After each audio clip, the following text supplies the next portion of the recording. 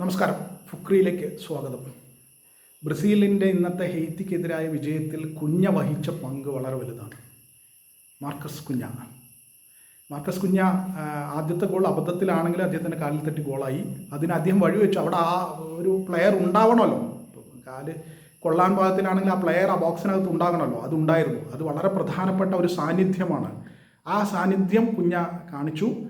രണ്ടാമത് അതിഗംഭീരമായ ഫിനിഷിലൂടെ വിനീഷ്യസ് കൊടുത്ത അതിമനോഹരമായ പന്ത് പാഴാക്കാതെ അതിഗംഭീരമായ ഫിനിഷിലൂടെ രണ്ടാമത്തെ ഗോൾ അടിക്കുകയും ചെയ്തു. അങ്ങനെ 2 ഗോൾ അദ്ദേഹത്തിൻ്റെ വകയായിട്ടുണ്ടായി. അത് തീർച്ചയായിട്ടും ബ്രസീലിന് മൊറോക്കോക്കെതിരെ കളിക്കുമ്പോൾ ഇങ്ങനെ വിനീഷ്യസ് അല്ലാതെ മറ്റൊരാൾ ഉണ്ടായിരുന്നില്ല. റാഫിഞ്ഞയൊക്കെ തീരെ നിറം മങ്ങിയിരുന്നു. റാഫിഞ്ഞ ഇന്നും നിറം മങ്ങിയിരുന്നു. അപ്പോൾ ഞാൻ പറഞ്ഞു വരുന്നത്, കുഞ്ഞയുടെ ഈ മുന്നോട്ടുള്ള വരവ് അത് വലിയ രീതിയിൽ ബ്രസീലിന് ഗുണം ചെയ്തിട്ടുണ്ട്.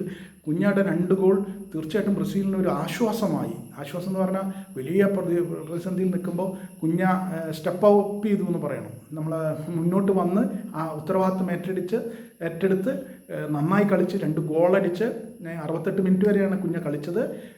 അതിനുശേഷം കുഞ്ഞയ്ക്ക് പകരം എൻട്രിക്ക് വന്നു. അപ്പോൾ കുഞ്ഞ കളിച്ച സമയത്ത് മുഴുവൻ മൈതാനത്ത് നിറഞ്ഞു നിന്ന് കളിച്ചു എന്ന് പറയാതെ വയ്യ. ഈ ജയത്തിൽ വിനീഷ്യസിനെ പോലെ തന്നെ പ്രാധാന്യം കുഞ്ഞയും സംഭാവനയായി നൽകി ബ്രസീലിനെ. അത് എത്ര വലിയ ആശ്വാസമാണ്. നെയ്മർ പോലും കളിക്കാത്തൊരു സാഹചര്യത്തിൽ ബ്രസീൽ വലിയ പ്രതിസന്ധിയെ നേരിടുമ്പോൾ കുഞ്ഞയും വിനീഷ്യസിനൊപ്പം തോളോട് തോൾ ചേർന്ന് നിന്ന് കളി കൈകാര്യം ചെയ്തു, നിയന്ത്രണത്തിലെടുത്തു.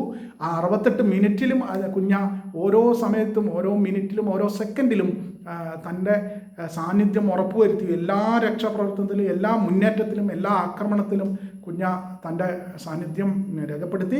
തീർച്ചയായിട്ടും കുഞ്ഞയുടെ ഈ ഒരു മുന്നോട്ടുള്ള വരവാണ് ബ്രസീലിന് ഈ കളിയിൽ വലിയ വിനീഷ്യസ് മാത്രമല്ല കുഞ്ഞയും കൂടി ചേർന്ന് ആ ഒരു സംഗതി ചെയ്തതോടെയാണ്, ആ നിലയിൽ ബ്രസീലിന് വേണ്ടി കളിച്ചതോടുകൂടിയാണ് ബ്രസീലിന് തീർച്ചയായിട്ടും ഈ കളിക്ക് വിജയം ഉണ്ടായത്. അപ്പോൾ കുഞ്ഞയുടെ സംഭാവനയും നമുക്ക് മറക്കാൻ കഴിയില്ല.